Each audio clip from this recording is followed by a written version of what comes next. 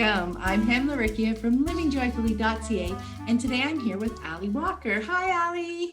Hi. Now, we have gotten to know each other over the last few months in the network, and I am so excited to learn more about your unschooling journey. So, to get us started, can you share with us a bit about you and your family and what everybody's into right now? Yeah, absolutely. So we live on the Kapiti Coast in New Zealand. I am originally from the States, as you can hear, although sometimes a few Kiwi words come out, so forgive me, I get confused. So it's me, myself, and my husband, Glenn, and our two daughters, Lila and Hazel. Lila's 4 and Hazel's 2. And then, of course, we have our dog, Ziggy, and our cat, Jin, who are also integral members of our family. And let's see, what are we all interested in? Glenn is a computer programmer, and he works at Weta Digital. So it's that's very fun having like the movie side of things because we both love storytelling and movies. Right now, I think his biggest hobby is probably following all of the COVID-19 research. Mm-hmm. So he is very up to date on all of the science and all of the latest studies, and he regales me with the latest research every day. And so that is, I think, probably his biggest interest at the moment, is following lots of epidemiologists on Twitter and things like that. And then also just both love traveling. He said, I asked him, what are your interests before this? And he said, traveling and hiking. So we're both very outdoorsy. We met living in Guatemala. So we're both, big fans of travel. Not this year, but most years. And then Lila, she's 4. And I say that she has a storyteller's heart. She just loves story in all of its forms. So she loves books, and she loves TV shows, and she loves imagination play. And she just has this incredible, vast imagination when you see her getting with her toys and all of the stories she creates with them. And she's also a word lover. She loves finding like the perfect word for things. So she started talking really early. And she just, it's the funniest thing when you find the right word and she discovers a new word. It's like you've given her this little trinket, this little gift, and she receives it as such. I think yesterday the word, she was talking about being hungry, and the word we said was ravenous. And you could just see in her brain going, ooh, ravenous. Oh, that's great. And she just tucking that one, away for later, which I just love about her, just that love of words. And, Hazel, who's 2, is the complete opposite. She just really doesn't care about talking. She has a couple words, but she's just not really interested. And yet she's a great communicator. She doesn't use words, but she will tell you exactly what she wants. She'll go to the front door and she'll get her shoes on, or she'll go to, the rocking chair and bring back like a snuggly blanket. And to the point now where in the kitchen, we know if she goes to this part of the countertop, she wants, a piece of toast. And if she goes to this part of the countertop, she wants this snack. So she's very good at letting us know what she wants. And she is an in her body kid. She just experiences the world so much through her physical body. And so she's exploring, running, jumping, climbing, loves going on walks and hiking. And she is such an astute observer of things. She will watch someone do something once, and then just like she knows how to do it. And it's incredible to watch her just really tuned in and watching people. And lately, I think her big thing is exploring really intricate, detailed things. So like I have a bag of like old jewelry I found at an op shop, and she'll just take each piece out and really inspect it and then lay it out very methodically, on the table in the same order each time, and then put it all back again. And I just want to know what's going on in her head in those moments, because it's incredible just watching her really inspect each piece and really be thinking about it. And she does that with books too. She's not really interested in being read to, but she loves inspecting each page of the book. So yeah, she's a very like detailed minded child, and also just like a very physical child. She explores through her hands and through touching, and and through running and moving and dancing, and yeah. um, and then for me, I'm a bit of a hobby hopper. I like to say. I'm always picking up interest and leaving interest, but I think probably one of the themes through most of my hobbies is storytelling. I love reading, I love writing, I love watching movies and TV shows and theater and music and that kind of general storytelling vibe. And I also really love reading about the latest animal research. So I used to be a wildlife rehabilitator. So whenever there's new news and conservation locally and globally, I love keeping up to date, and a good animal fun fact or some new discovery is always super exciting for me. But I think my biggest hobby is probably unschooling, so I think that's probably the thing that I spend the most of my mental energy on, is exploring what my children are doing, observing them, seeing what they're doing, participating in the Living Joyfully network, and just connecting with people who are also unschooling. And I think that's probably my biggest hobby when you have two little kids, is just thinking about unschooling them. Well, I can't fault you on that one. That has been one of my big hobbies for many years. But thank you so much for what you shared. I love, first off, seeing everybody's different interests and just imagining and envisioning you guys all just flowing together in these different pockets. Like I love Glenn's, focus right now on COVID-19 research, right? And how things flow through our lives, just depending on the context of our lives in the moment. And it's all okay. It doesn't have to be a job, or it doesn't have to, have some bigger purpose other than being super interesting to us, right? Right, definitely.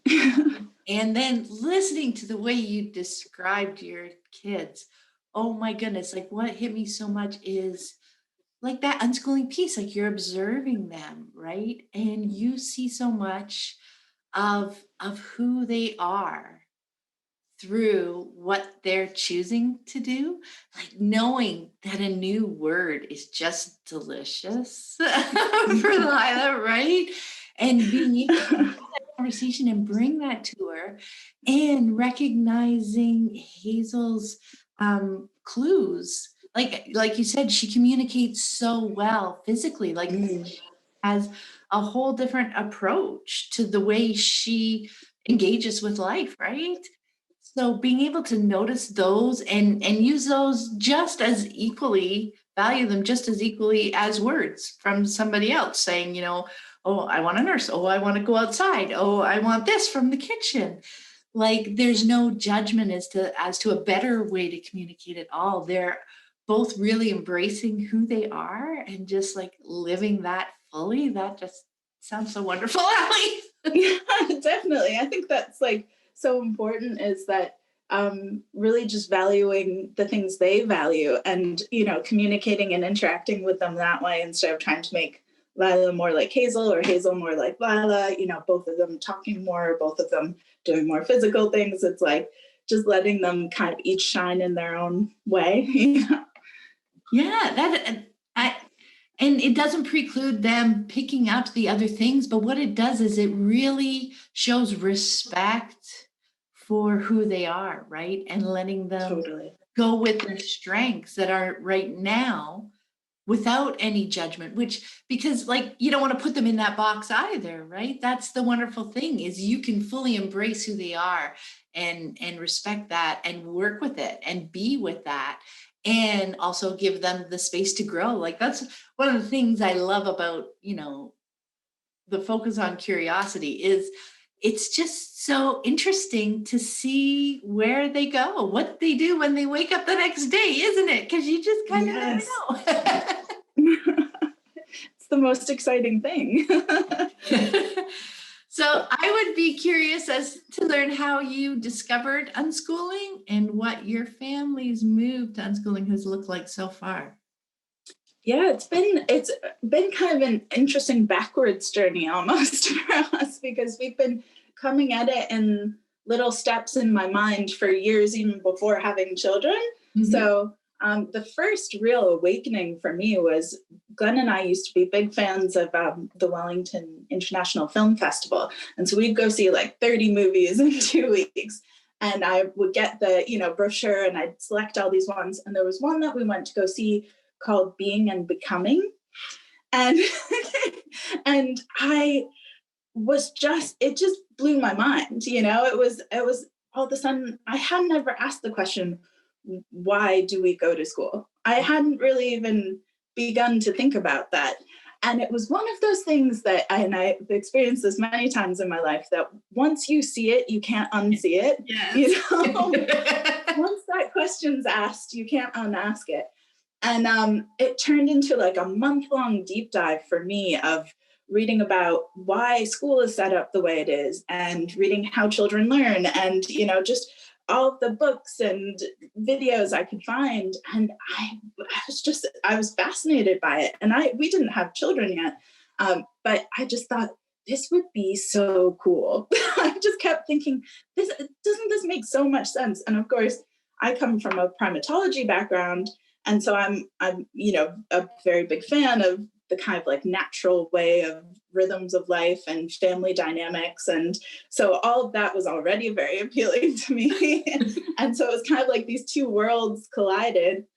And so I had that kind of like percolating in the back of my mind. And then it kind of got put on the shelf, and life carried on. And then we had Lila. And at the time I was living in the city, and almost all of the mom friends I had made when she was born were all, very focused on their careers and going back to work. And so, I was kind of a little bit left of center in that group, and being like, I'm just going to raise her like a monkey, I just a little bit different in my priorities.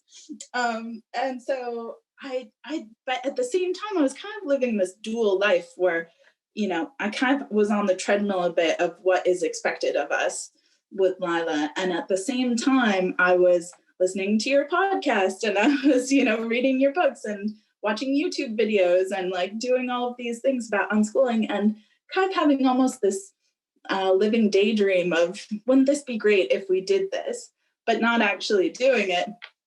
We were kind of doing it at home a little bit, because I was so, focused with Lila when she was a baby on listening to her rhythms. And, she's never had a bedtime. She's very much been in charge of, what she eats and how she goes about her day. And so we were already it was already appealing. But then when she was a little before 3, she started going to like a daycare preschool. They call it preschool or kindy here, but we have like a daycare thing a couple of days a week. And just because that just felt like what you were expected to do, it just kind of that was the next step for us. And I remember thinking like there was just this resistance in me at the time of thinking, well, maybe when she turns 5, we'll start unschooling, or maybe, we could do this. I'm listening to all these people, and I find it really appealing, but I'm not actually doing it. And it was really Lila who kind of flipped the switch and pushed us over the line. So she wasn't unhappy. Well, I think she was actually, but it didn't seem that she was unhappy. Knowing her the way I know her now, I know that she's not a big fan of big groups of people and loud noises, and she doesn't like her flow being interrupted to like go have a snack or go read a story. So it makes sense now why, daycare wouldn't have been appealing to her. And so we were walking home one day, and I was feeling every time I left her there kind of like just icky about it, really. Just this feeling of, this doesn't feel like what we're meant to be doing. And I remember this like vivid image of looking at her through the window as she was sitting in their little circle, and she just seemed a bit deflated. It was just like that light was dimmed a bit, and it just made me feel like, oh, I don't know, I don't want to be doing this anymore. And so when we were walking home one day, she said to me very, very matter of factly, very logically, and I don't want to go anymore. I think I'd rather stay home. And she said, I'll be really quiet, which kind of broke my heart because Hazel was a newborn at the time. And she obviously got the idea, I think, in her head that we were maybe sending her to school so that she wouldn't interrupt nap times and things. And, in my head, I'm thinking going to, preschool is way better than sitting on the iPad and, watching videos during nap time. I mean, little did I know now, but at the time I'm thinking, oh, she's painting and building blocks. This is vastly superior, to just hanging at home with us. But when she said that, and she said, I don't want to go anymore, this pleading my case, at 2, it was a switch really flipped in me in that moment, where it was like, that feeling when you're so in love with someone and you love them so fiercely, and that just kind of immediately superseded any idea of like perceived judgments or expectations from the outside world. All of a sudden, all of that just like didn't matter. And I was like, right, okay, this is what we're doing. And it was like that switch flipped and we were on our way. And we called the school the next day, and bless him, Glenn was like, we're unschoolers now. Come on board. I'll show you this like backlog of 5 years of research that I've done. And away we went. Yeah. That's amazing. That's amazing. And you know what? I totally feel you when talking about when it's for our kids, like all of a sudden it's just so much easier to do, right? Like we see it in our heads, you were learning about it and it's like, oh, I could see us doing that someday. I could see it. But, to get over that hump of doing something so unexpected and unconventional, right? You often need that kind of push, like that reason. But yeah, as soon as we get that little clue from our kids and they say, hey, it is so much easier, I feel, to just say, oh, okay, yeah, now I can do it. Like for them, I'll move heaven and earth just so that, we can do the thing that works best for us. So I'm glad you mentioned that because, that is often an interesting piece of the journey, how much easier it is when you're doing it for them. Because we can see, like, I can see all those pieces of the puzzle you put together, seeing her through the window, seeing those bits, even that thinking about, oh, wouldn't that day be more fun for her there than being here? But the minute, she says, no, being with you guys, and her reasoning that she had thought out, I'll be quiet, like all of that is just so beautiful and so like human and so wonderful that you reacted to that, instead of poo-pooing that, that you could reinforce for her that that feeling was valid and helpful and useful. So that's awesome. And I'm glad Glenn came along. Story of our life, he's always coming along. So has he been, did you just share the information with them, have a conversation with them?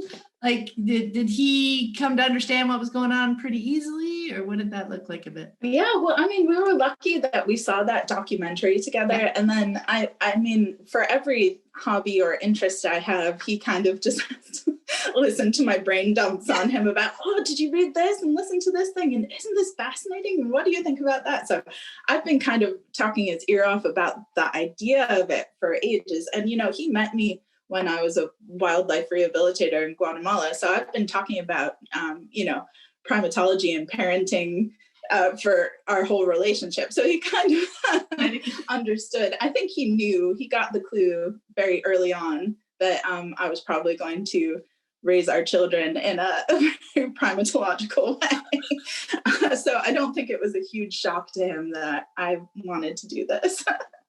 Well, I mean, that leads so beautifully into our next question, because I would love to hear some of the ways that your primatology experience has influenced your experience with your kids. Like, how have you brought that in Yeah. your lives? I mean, it's like the lens through which I see everything, really. It's very hard for me to shut it off, actually. Oh, primates do this. This reminds me of this thing. And, I'm constantly just, insert comment about primates here with people in general. But I mean, particularly my field of interest and what I was researching and studying was maternal care in primates. So I particularly was interested in the influence in maternal care in orphan primates and their later success in life.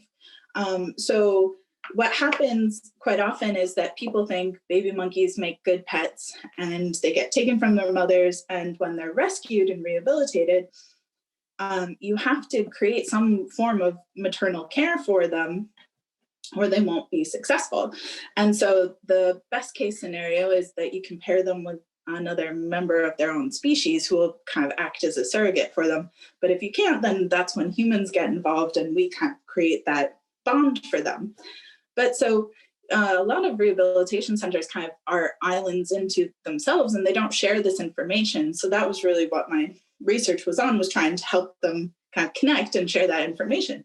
But there were some fundamental principles that everyone just seemed to reach to this conclusion on their own. And that was that connection, that bond between parent and infant is the most important indicator or one of the most important indicators of success later in life. So that bond is really important. And so, we're talking all the time about how can we create that connection? How can we create that interdependence? Because that is what is important. And nobody is ever talking about independence. That is not valued at all. We really want to see that there is a bond there. There's a connection happening. That's the foundation upon which everything is built.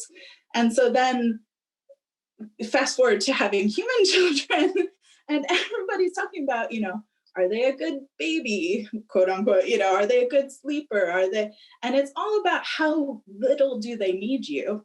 Like if they don't need you very much, then they're somehow better off than if they do need you a lot. And that just completely confused me because my whole life I've been working under the assumption that the more they need you, the better they do. That need and that connection is so important. And so it was very strange. I couldn't kind of reconcile those two notions at the same time that, that parental care is so important and connection is kind of the center around which all of society is built or all, troop structure is built. And I would hope that, connection would be the foundation upon which our more Western societies are built too, but it's not. It's really an independence-based one where we separate everybody out. Each parent goes to a different job, each child goes to a different class and grade. They're separated out by age. And it was very strange to me because here we are like being together. The togetherness is one of the most important things to development and success. So that was the first thing that really struck me when I had Lila, because I really felt unsupported as a mother. I felt like, I was a failure because this baby in front of me was not meeting she wasn't by the book, she didn't follow the systems that were laid out in front of me. And it just didn't make sense. And I remember at one point saying to a friend of mine, if I had never read any of these books, I would have thought we were doing really well. But instead, I feel like we're not because she just doesn't stack up against this advice that I'm being given. And late one night, I was out feeding her and I was watching a nature documentary, and the troop of baboons was on. And it was so familiar to me, I so recognized them. And I thought, oh, wait, I do know how to do this. This is like just that being together, that togetherness is just start there. And that's kind of my default now is when I don't know where to go or what to do, is just be together. And so that's another thing that I think that the primate world does is they really value mothers. And so as soon as a female has a baby, her rank within the group goes up, right? Because she's creating life, she's creating the next generation. And so she is immediately more valued within the group. And here I am as a human mother feeling like I'm almost devalued because I'm not as an important part of society anymore. Kind of go into your corner and raise your children. And that felt really strange to me, because I'm like, no, I have a baby now. Look how important I am. Because I'm higher ranking now, And also females who have babies are also more attractive. So I think we need to bring that back too. Mothers are the most attractive group among the bunch. But so I kind of, with Lila, it was almost like a hearkening back to that inner knowing and that stillness of being. And I think that when you cut out all of the noise, that was the biggest thing, cutting out all of the external advice and just kind of listening inward of what is my body telling me right now? What is it needing? And most of the time I was just needing to be close to her. When she was crying or she was far away, my heart rate would go up. Like there's a biological reason that when our kids are upset, we can't listen to somebody else talking to us. Our brain just kind of shuts off, right? Like there's reasons for that. We're designed to be tuned into our children. And so that was kind of my default, that kind of tuning in and that connection, and just kind of going back to that when I didn't know where to go from there, because I could see these primate mothers doing that so beautifully. They were just so intrinsically tethered to their children. Even when they were far away from them, they just were connected. You could feel it between them. And so that was something I knew I wanted to cultivate with my own human children. And then the last thing that I really think about when I think about primates and, those principles that all of the different rehabilitation centers kind of knew was that parental care is a learned behavior. So even though we have this biological inner knowing to our infants, as they get older, really a lot of that, what we learn is through watching others raise their children. And so you really wouldn't, in a zoo setting or another setting, have any females breeding if they hadn't known how to raise an infant, because they would probably need a lot of intervention. And so that was a piece that kind of came back into play for me about a year ago, when I realized like the examples of parenting that I had seen were not the ones that I wanted to emulate. The environment I grew up in, and just the kind of general parenting around me. And so when the Living Joyfully Network started, and all of a sudden I was hooking into all of these other unschooling families and seeing them raising their children the way that I wanted to be raising my children, that was like the missing piece for me. And I think it is, it's a true for all primates. We want to see others raising children the way that we want to be raising them. And so that was like a huge step for me, a huge unlocking, was watching and reading about all of these other families and what they're doing and the challenges they're facing and how they went about it, because it kind of reinforced for me what I wanted to be doing. And it made it so much faster to like access that place when I felt a little bit out of step from it. Seeing other people talking about their connections made me go, oh, right, yes, okay, I'm in this too, and it made it much easier for me to go back and re-access that place that I wanted to be parenting from, because I had those examples. So yeah, so those are just, I could go on forever. Those are just some of the ways. At some point, we'll just give you an hour, 2 hours, and because I could listen to that forever. That is so fascinating. And I do love the piece about wanting to learn and see other families with this in action, because I'm remembering when I was newer too. And I just insatiably wanted to, at the time they were, email lists and stuff like that unschooling families were connecting through. And I wanted to read about families with older kids, families with kids, with different personalities, different interests. It didn't matter, because you were discovering what's at the root. Like I just love it that you went to Yes. all these different rehab centers and they had kind of found the roots independently, Mhm. right? That connection, that maternal bond, like they had found those roots by themselves just by watching their troops or whatever Mhm. animals in action, right? And that was what I was getting by seeing all these other unschooling families in action. I was seeing the really important roots, the relationship, the connection, that all these things that were happening to in all these different families, that's what was working for them. That's what was helping them move through these moments when we're like, something's weird, something's off, or something's not working.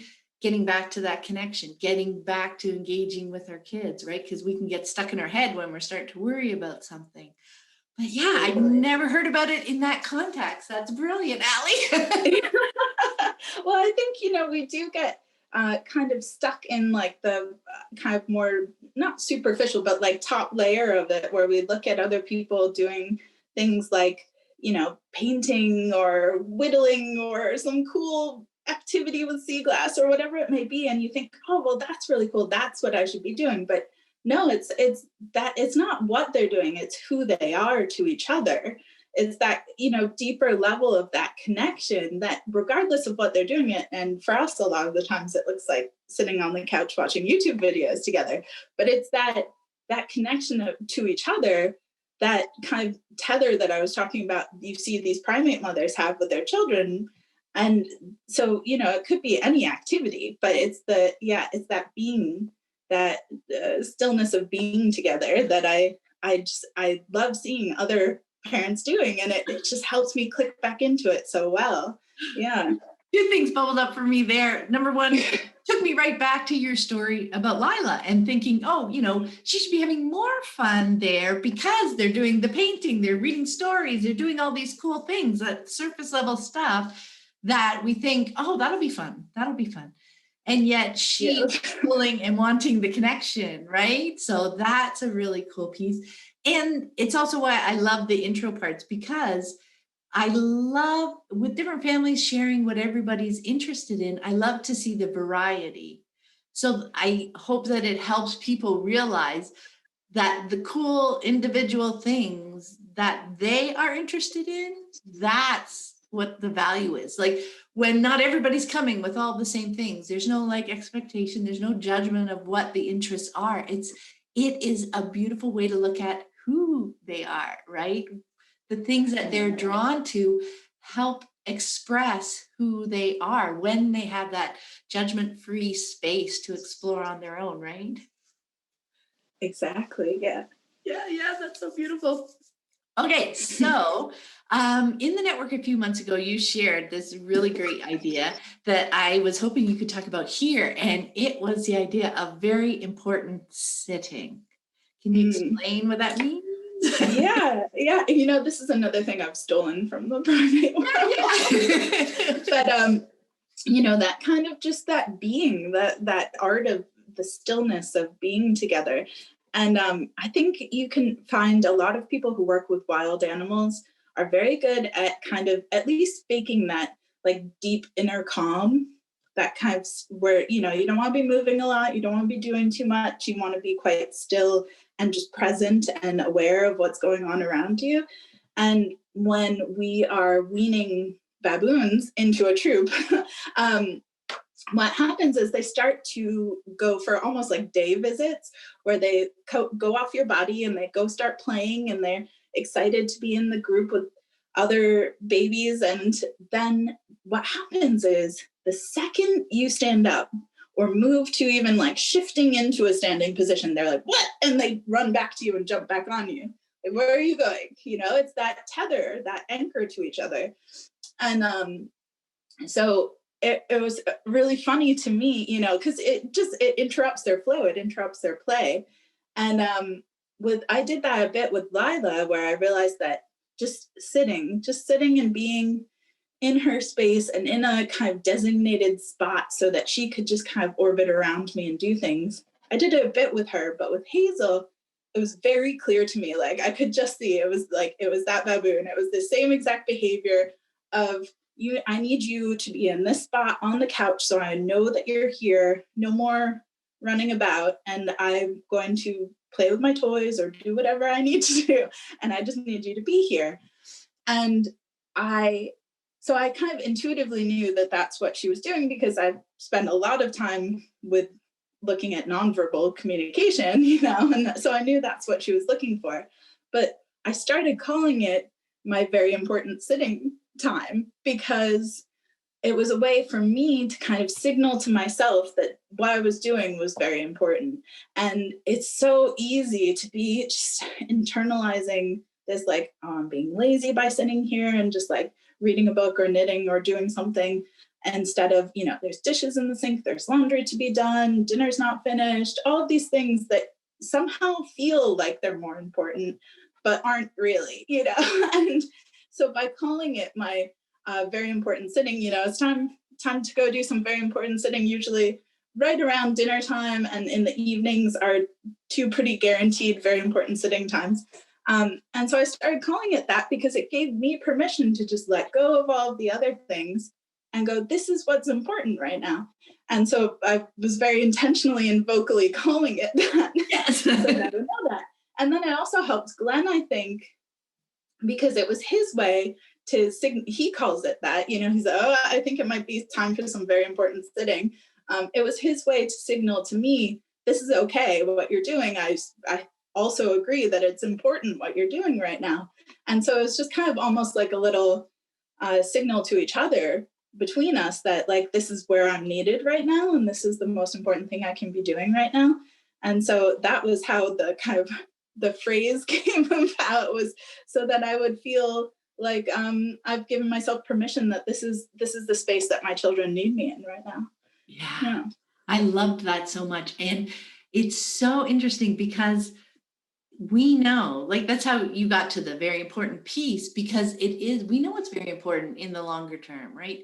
Being with our children, that connection, supporting them, how they need support, or else she'd be following you around, trying to grab your attention as you're doing the dishes, following you into the laundry room, trying to grab your attention. Mm-hmm. It's like, okay, I'll just sit and be. Yet it's so easy to get caught up in those short-term productivity things, like doing the dishes and the laundry, like those, I should be doing those because those give me that short-term hit of accomplishment, or I can prove to my husband or partner or my mom when she calls that I got all the things done. But to give yourself permission for those things that are in the longer term more important, right? Because the dishes will be there, the laundry will be there, whatever will be there. But those times to connect with our kids in the way that they're needing it in the moment, that's long-term building of trust, right? And of connection and respect. Like, just by sitting there nearby her when she's wanting just your presence, like, how much respect for her needs does that show? Like, and that is so valuable and so important. So yeah, I love the tweak of just calling it very important, because it's just a reminder, even for yourself, right? As you said, this is an important thing for me to do, even though from the outside looking in, people would think I'm doing nothing or being lazy or having an excuse or whatever. But it is such a great reminder that these moments are really valuable, right?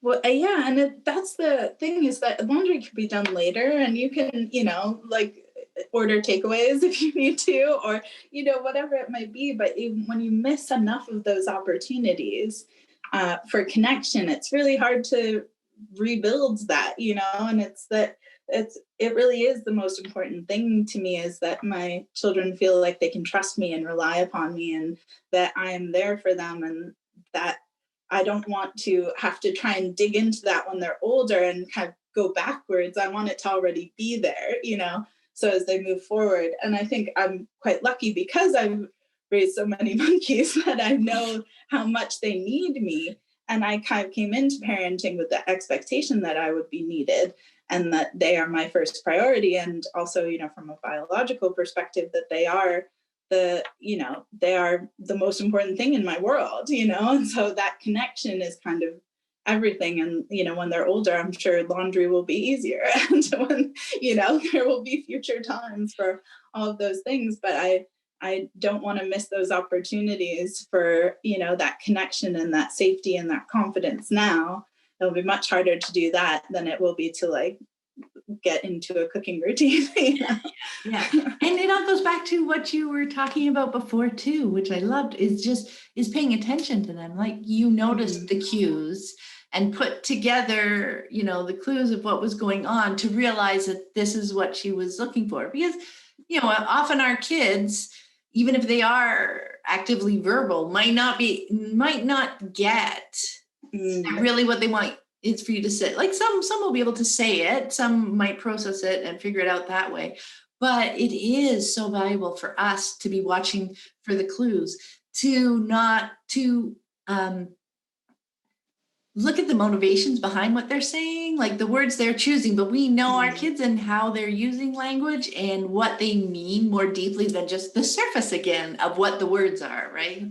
Yeah, well, with Lila, she has an excellent vocabulary, but sometimes when you're in those heated moments or just emotional upheaval, she can't really ask for, that kind of level of energy and attention. And so she, doesn't want me to give her a hug, and she doesn't want me to touch her, but she doesn't want me to go away, And so it's that very important sitting thing. It's that holding space and just sitting there and being there and not giving too much energy and attention onto that, but just being around and being aware of like the whole environment that's happening and just kind of sitting there. And it was such a strange feeling for me when I realized like, oh, this is what I've been doing for so long, like when you're sitting in an enclosure with a whole bunch of animals, you can't, I mean, there weren't phones really back then anyway, like cell phones the way there are today. But, you couldn't have a book. They would pick the book up and rip it to pieces. You couldn't be doing anything else with your energy other than just sitting there and being. And how quickly you just tune into that space. The dynamics of everything that's playing in there. And it's so easy to hold the energy and emotions of someone else when you're just kind of sitting and being in their presence. And I found that it looks like I'm not doing anything. Usually I'm doing something right. Because I'll just be sat there with her while she's just going through this roller coaster of feelings.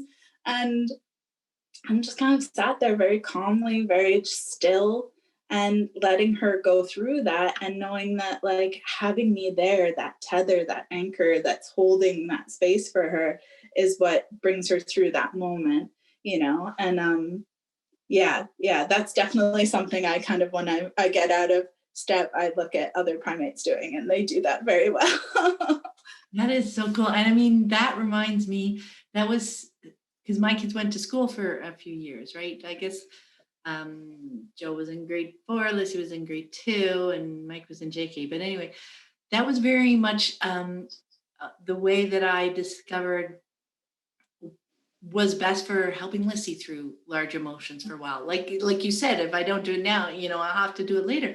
So we did, that's what we discovered, and probably another reason why we cocooned for months, basically when we first came home, because we had all that work to do. We had to really learn about each other, learn who we were, what we loved to do, how we were going to relate to each other, how we were going to help each other through those hard moments.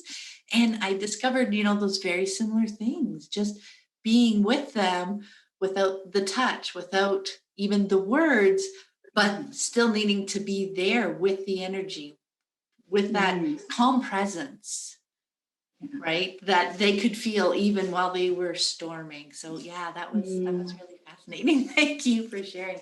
It is really, really interesting. And that being, it's almost like creating that space for them too, to be who they are in our presence. It really gives them that space. And I think you mentioned the word safety. I think that's another piece of it too. Like even the safety to explore their world or their play or the things that they're doing, and knowing that you're right there, like that safety can also help them kind of push their own boundaries as well. Even if it's just the boundaries in their head, the boundaries in their play, putting things together in new ways, that can feel scary. So having that presence can be helpful that way as well. So interesting. So with two younger kids, I know that days can feel long and they can feel hard. And, sometimes you get takeaway and, sometimes, the place is messy and we just drop on the floor, the couch, fall asleep, whatever. But our self-care too is also important for ourselves during this time to help us. Like, it would be hard to do that very important sitting if we have no energy reserves left to have that calm presence, to help ourselves settle into that moment. So I would be really curious to hear your thoughts around self-care and what that looks like for you right now.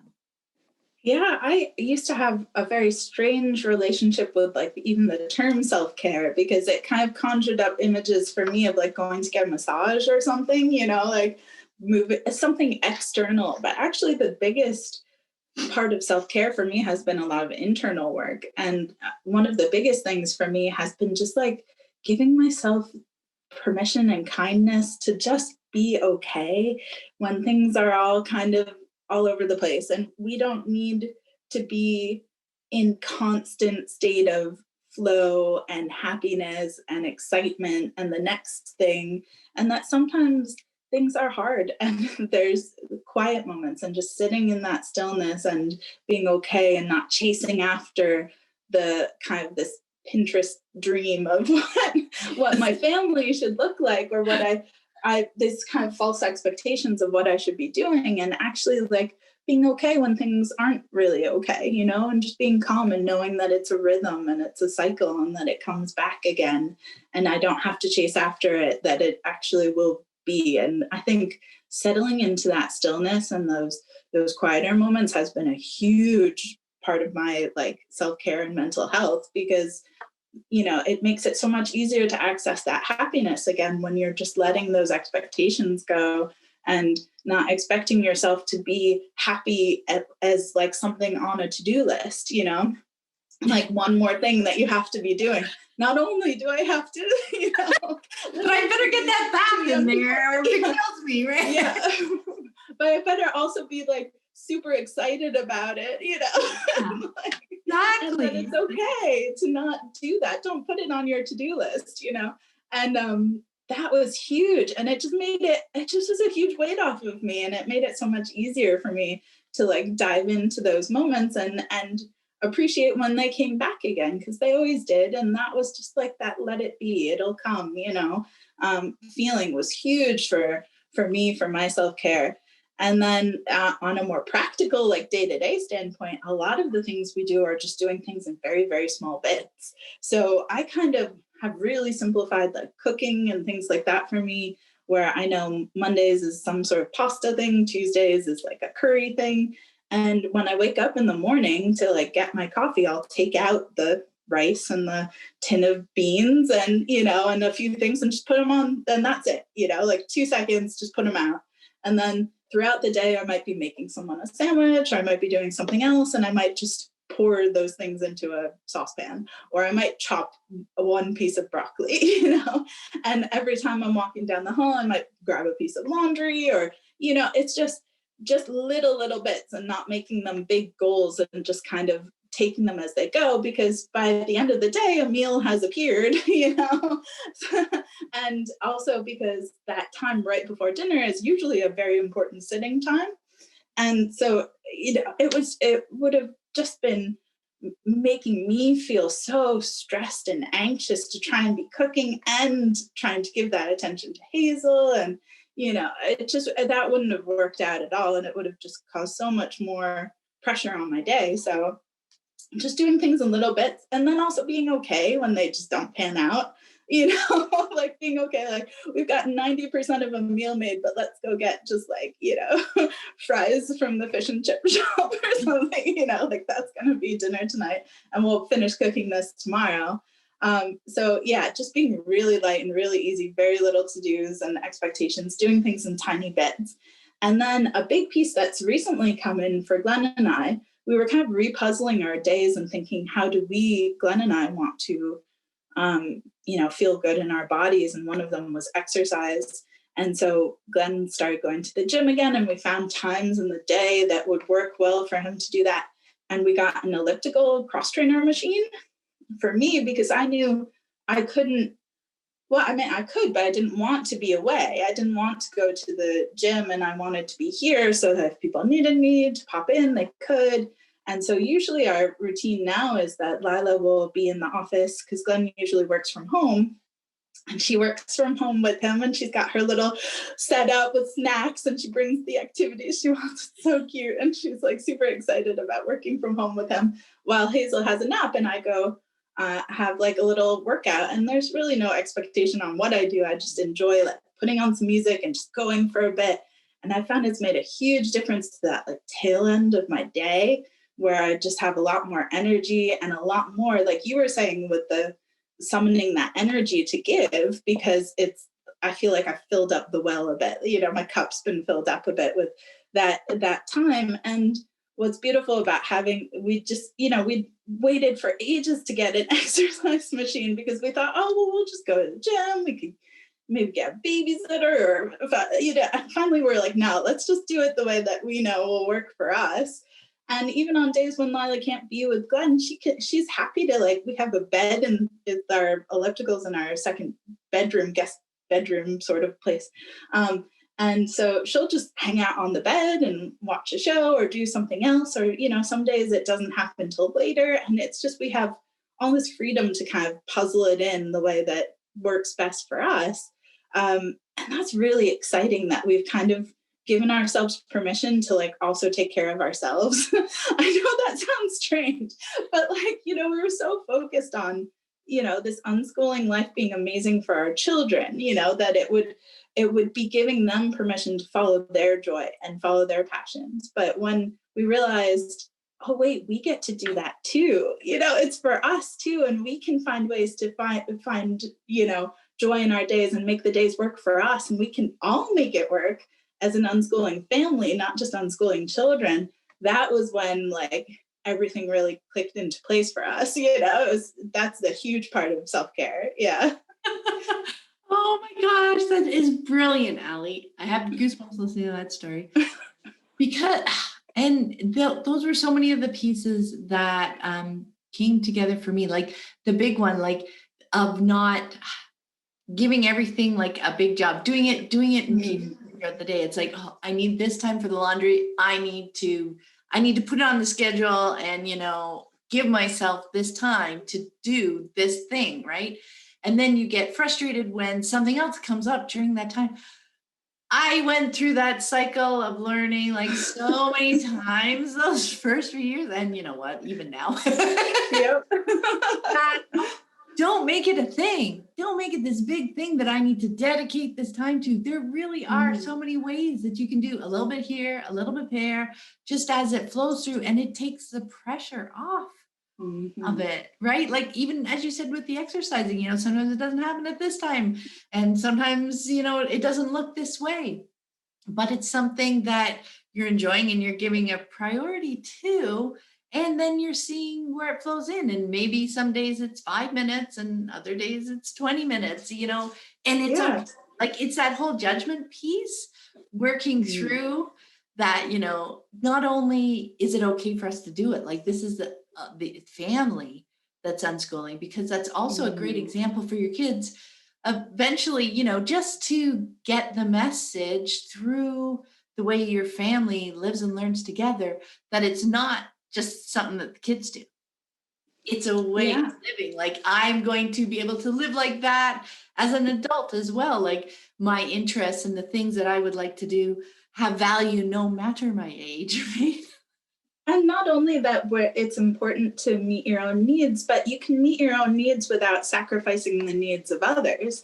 That was the big pit, is knowing that this is, my children still need me to be here, or still need that. And so it's not just about like setting these boundaries that we need to meet our needs instead of meeting their needs, but together meeting all of our needs. And I love that, because it's like giving them permission as they get older to take care of themselves, but also being respectful of the people around them in the way that they do it, Yes. And I love you talked about it as, as a puzzle and putting Yeah. like pieces of the puzzle together. And I kind of think of a day as a puzzle and just seeing how the pieces, sometimes you don't get pieces in, and again, it's okay.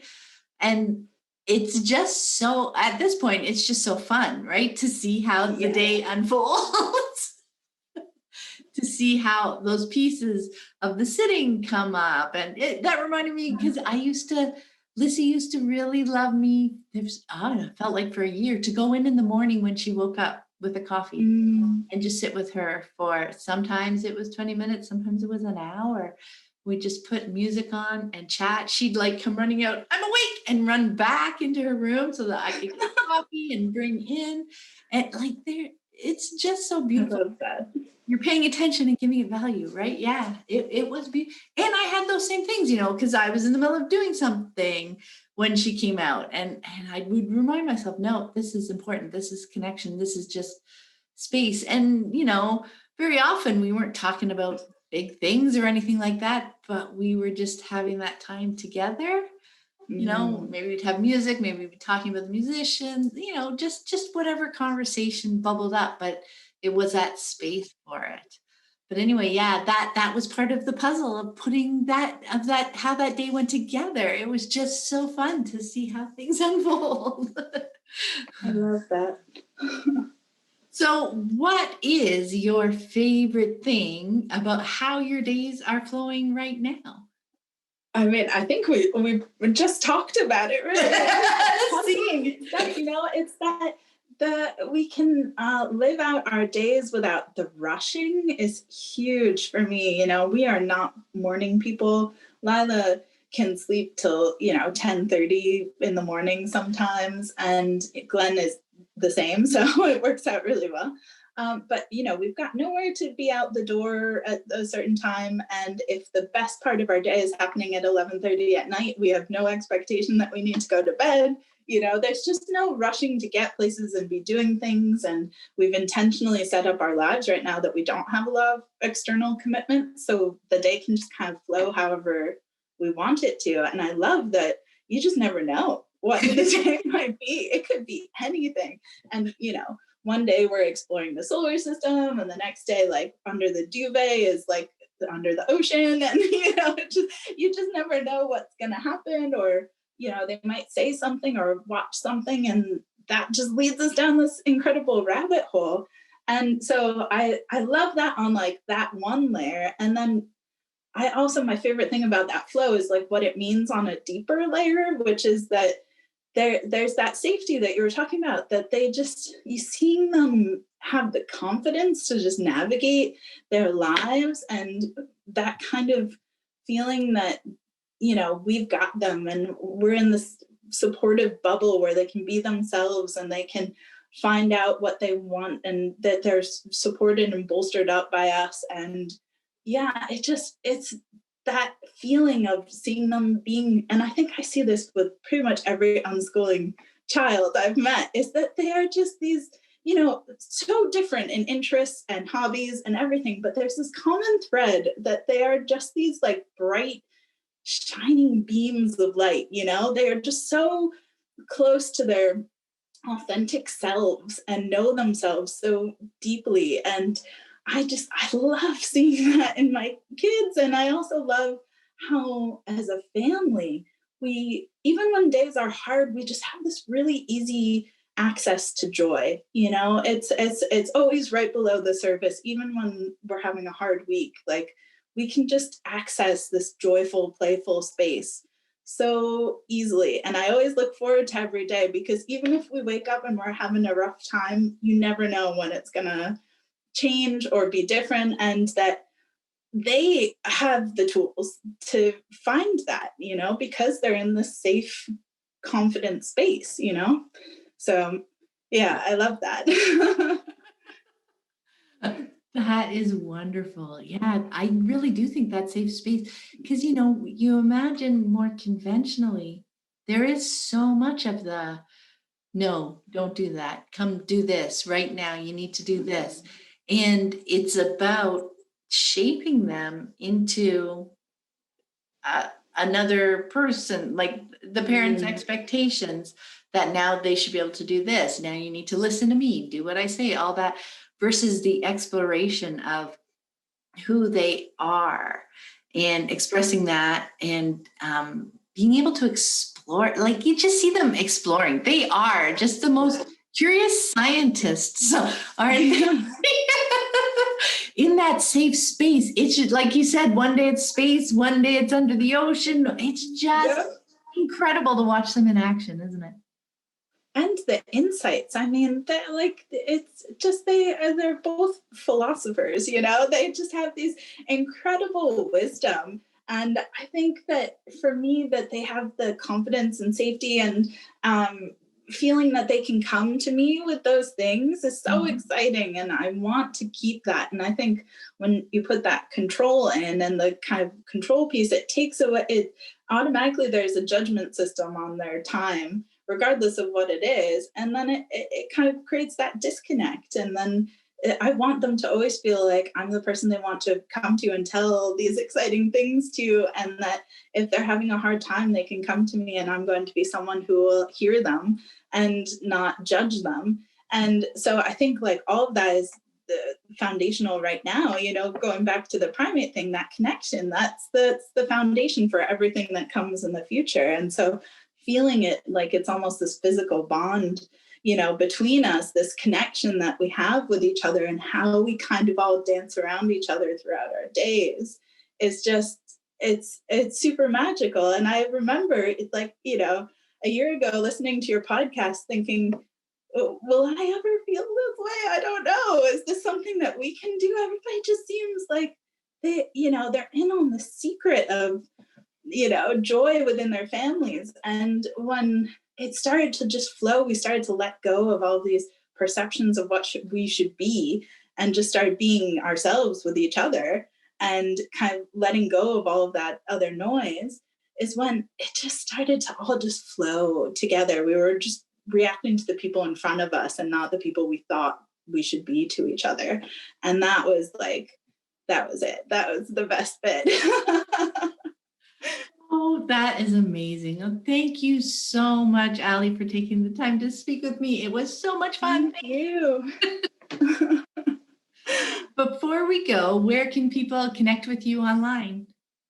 I'm not really on very many social media platforms anymore. I found it just, I didn't have the energy for it, but I'm definitely in the Living Joyfully network a lot. There you go.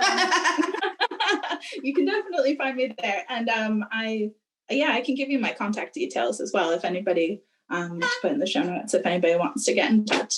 Yeah, sure. That's what I'll do. Yes, if somebody finds your primatology background very curious, which I loved hearing about how those things weave together in your lives.